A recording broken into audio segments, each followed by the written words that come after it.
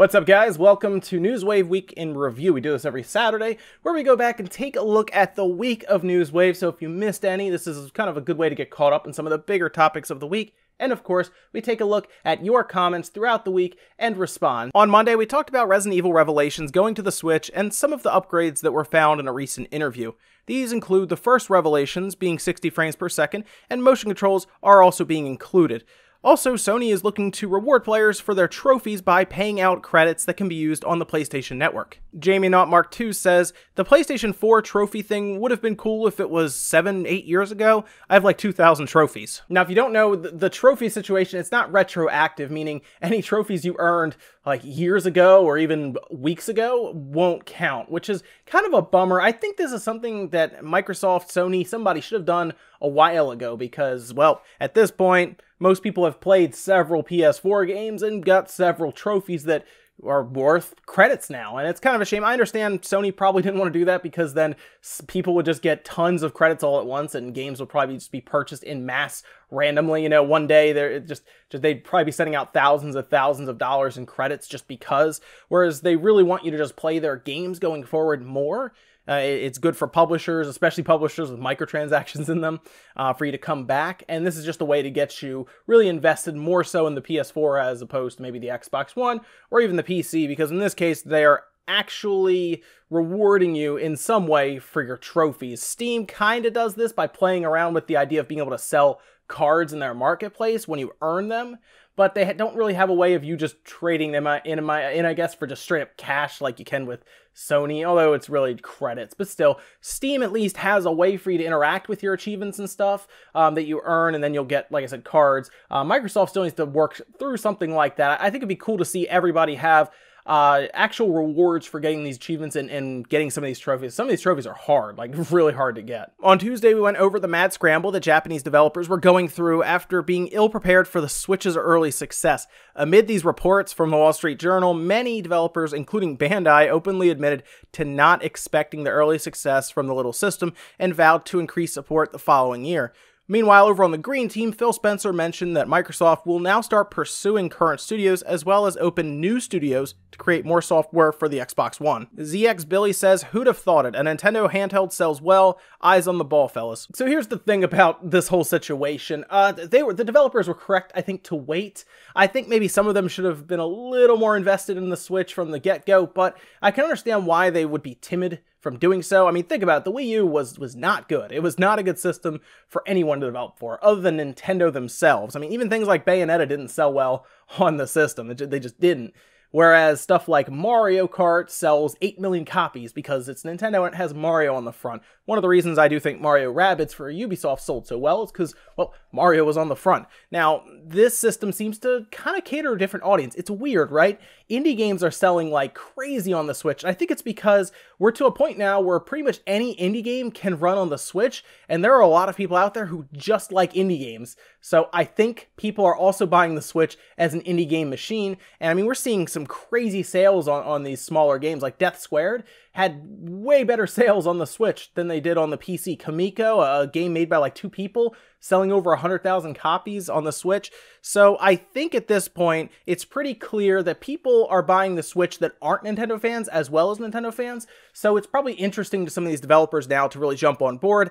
I think it's something that would be very difficult to predict. I mean, think about it. If you were the head of one of these companies, would you really have told your investors, your shareholders, everybody around you that we're going to back the Switch because the Wii U, well, that was just a bad system? Now, a lot of these companies have to play the wait and see game, because if they're wrong and it turns out like a Wii U did, well, what are you going to tell your investors? You're probably going to lose your job, first of all. And a lot of them just weren't willing to bank on Nintendo. They're willing to wait a year. Okay, great, it's working. Now we'll put stuff on. That's just the way it is. But again, places like Koei Tecmo did take a chance, and it's paid off for them so far. Wednesday, we talked about Bandai Namco and their announcement of support coming in 2018, including game announcements specific to the Nintendo Switch. According to Bandai, 3 game announcements would be made next year for the Switch. Xenoblade Chronicles 2 also had more information revealed in a direct that included information about the battle system as well as a season pass. Falcon says, not even Nintendo fans are safe from season passes now. well, at least it isn't loot boxes. I hate to say it, but loot boxes probably will make their way to the Nintendo Switch at some point. People were telling me NBA 2K technically has them. I think they're more known for their microtransactions, but no one's safe at this point from any of these, really any of these systems to make more money. Nintendo has been leaving money on the table for a while without they haven't really used season passes at all, right?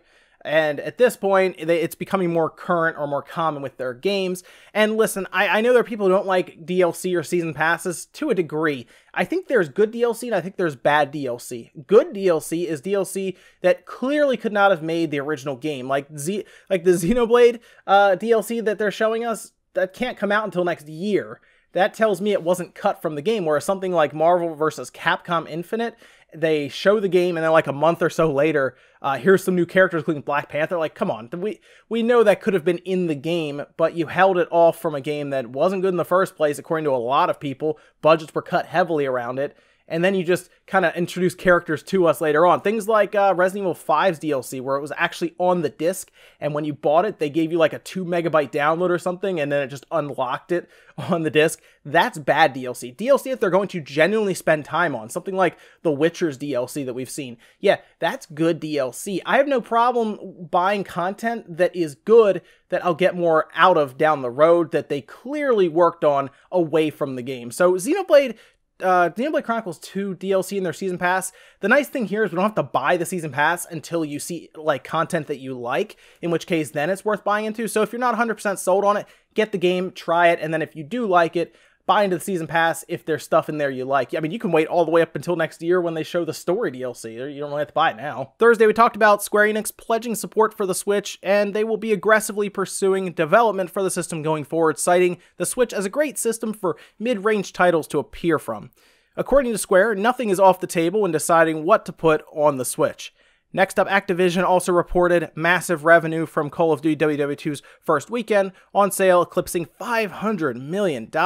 Michael says World of Final Fantasy, that chibi game, might go to the Switch as it's already heading to PC. Now in the comments, there were so many suggestions as to which games could go. I saw one of my favorite ones was something like Final Fantasy 12 HD. That would be awesome going to the Switch. I think that would lend itself really well to that handheld environment, the pick up and play environment. Mostly RPGs, because they're slower, tend to do that, since a lot of times maybe people want to grind or work on your leveling or skills by doing random battles. It seems very easy to pick up the Switch, do a couple random battles, and then put it back down if you're maybe busy or you're waiting for, I don't know, a bus or something, or you're on the train. There's a lot of places that would lend to well for RPGs, and it seems like World of Final Fantasy going to PC, I could see that happening because it was also on the Vita.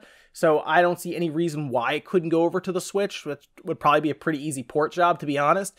And it would be interesting. Now, they did say they want to put mid-range titles on there, but they also said nothing's off the table. Things that are current could go, things that are older could go. I think they're talking more along the lines of maybe an older Final Fantasy game, or even Final Fantasy 15 would be considered, I guess, older at this point. But it's very interesting to see Square jump heavily on board with the Switch, and that's a company you want on board with the Switch. We already see Project Octopath, we see Lost Sphere, and then, of course, they'll be putting a lot of stuff on there. Look forward, I think, to next E3 is where we'll see probably another big announcement from them. And finally, Friday went over Intel setting their sights on the dedicated video card market after hiring an executive from AMD who specializes in video card development. It was also found out that Star Wars Battlefront 2 appears to be very much a pay-to-win experience, despite EA saying they made changes to fix this.